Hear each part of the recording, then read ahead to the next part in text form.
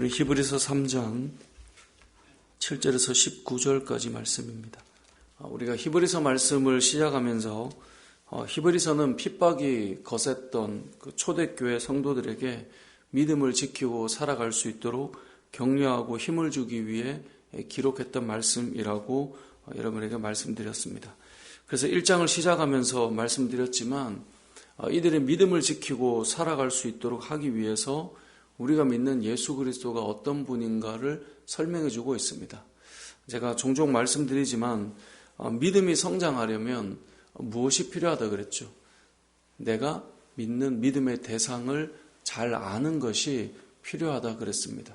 우리는 믿음이 성장하기 위해서 막연하게 그냥 믿어라고 하는 그런 의지가 확고해지는 게 아니라 내가 믿는 믿음의 대상을 점점 알아갈수록 우리는 믿음이 자라기 시작합니다. 이게 사람과의 관계도 그렇다고 그랬죠.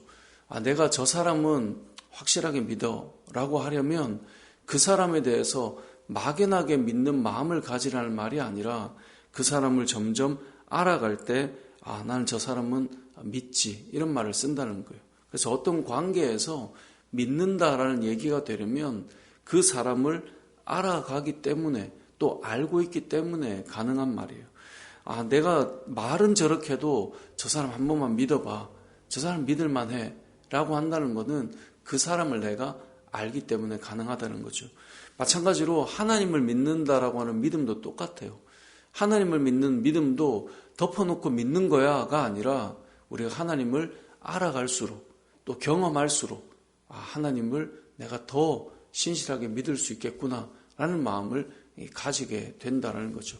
그래서 히브리서 말씀은 이 초대교회 성도들이 참 믿음을 지키기 어려웠던 그때 예수님을 잘 믿을 수 있도록 그 믿음을 독려하기 위해 주신 건데 그래서 예수 그리스도를 알려주는 내용이 담겨 있어요. 그래서 히브리서 1장을 시작할 때 예수님은 천사보다 우월하신 분이셨다라는 것을 우리가 1장을 시작할 때 보았거든요. 영적인 존재들보다 더 뛰어나시고 천사들도 엎드려 경배하는 분이 예수 그리스도다. 우리가 믿는 분이 바로 그런 분이잖아 라고 1장을 시작했던 거예요. 오늘 본문의 3장은 모세보다 우월하시고 뛰어나신 분이 예수님이다 라고 설명하는 내용이에요. 그래서 우리가 읽기는 7절부터 읽었지만 어제 본문의 내용 중에 한 9절을 보면 3장 3절을 보면 이렇게 표현해요. 그는 모세보다 더욱 영광을 받을 만한 것이 마치 집 지은 자가 그 집보다 더욱 존귀함 같으니라 라고 말씀하고 있어요. 그러니까 예수님은 모세보다 더욱 영광을 받을 만한 분이라는 거예요. 4절에 보면 집마다 지은 이가 있는데 만물을 지으신 이가 하나님이시고 또 5절에 보면 모세는 장래에 말한 것을 정언하기 위하여 하나님의 온 집에서 종으로 신실했어요. 모세는 하나님의 집에 종으로 신실했던 자예요. 그런데 6절에 그리스도는 하나님의 집을 맡은 아들이라는 거예요. 누가 더 위대하냐는 거예요. 이스라엘 백성들 입장에는 히브리인들 입장에는 유대인들의 입장에는 모세는 그들의 선조들의 그 애굽에 종살이하던 그 인생을 이끌어낸 리더였고 이스라엘 백성들에게 하나님께서 율법을 주실 때 모세를 통해 주셨잖아요. 그래서 어찌 보면 율법을 이스라엘 백성들에게 전해준 자로서 아주 대단한 민족의 지도자였단 말이에요. 그런데 그 모세보다 예수 그리스도는 탁월하고 우월하신 분이다라는 거예요. 왜냐하면 모세는 신실한 종이었고 예수 그리스도는 하나님의 집의 아들이었다라고 말씀하고 있는 거죠. 그래서 오늘 본문 7절에 그러므로라고 시작하면 이제 말씀을 주는데 이 모세와 함께 했던 시간들을 기억해 보라는 거예요.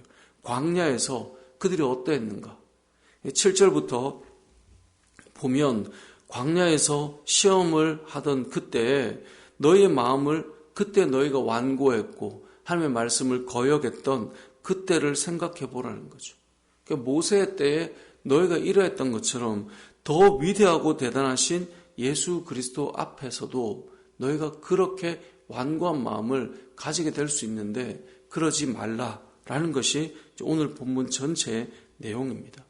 그러니까 우리가 히브리서를 통하여서 계속해서 예수 그리스도가 어떤 분이신가를 알아가게 돼요. 앞서 말한 것처럼 믿음은 예수님이 어떤 분인가를 알기 시작할 때 우리는 그 믿음이 자라기 때문에 그렇습니다.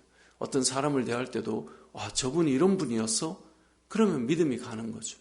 아니 예수 그리스도가 어떤 분인데 너희가 믿는 너희가 도움이 된다라고 하는 그 영적인 존재들도 엎드려 경배하는 분이고 너희가 모세라고 말하는 그 위대한 인물보다 훨씬 더 뛰어나고 탁월하시고 우월하시고 존귀하신 분이시다. 그러니까 그때도 거역하는 것 때문에 너희가 가나안으로 들어가지 못했는데 지금도 더 우월하고 탁월하고 존귀하신 예수 그리스도 앞에 어떻게 너희가 완고할 수 있겠느냐라는 거예요. 그래서 13절 말씀에 보면 오직 오늘이라 일컫는 동안에 매일 피차 권면하여 너희 중에 누구든지 죄의 유혹으로 완고하게 되지 않도록 하라. 그 죄의 유혹으로부터 우리의 마음이 굳어져서 그렇게 살아가지 않도록 하라는 겁니다. 그래서 14절에 우리가 시작할 때 확신한 것을 끝까지 견고히 잡고 있으면 그리스도와 함께 참여한 자가 될 것이다 라고 말씀하고 있죠. 믿음의 삶을 살아간다는 건 무엇입니까? 우리가 믿는 예수 그리스도를 완고한 마음으로 거절하는 것이 아니라 완고한 마음으로 죄로 나가는 것이 아니라 그리스도를 받아들이고 그리스도와 함께 그 믿음의 삶을 참여한 자가 되는 것으로 살아가는 것, 그것이 우리에게 필요하다라고 오늘 본문은 말씀하고 있는 거예요. 그러면서 이스라엘 백성들이 가나안에 들어가지 못했던 것은 하나님의 문제도 모세의 문제도 아니라 그들이 완고하였고 믿지 않았기 때문에 그런 것 아니었느냐. 이건 우리의 문제다라고 말씀하고 있어요. 가나안 땅에 들어가지 못했던 것에 대해서 하나님께서 어떻게 인도하지도 못하시고 모세도 이렇게밖에 못했는데 라고 혹 생각할지 모르나 19절에 보면 이로보건대 그들이 믿지 아니함으로 능히 들어가지 못한 것이다. 이 시대에 믿음을 지키며 살아가는 우리들도 마찬가지라는 거죠.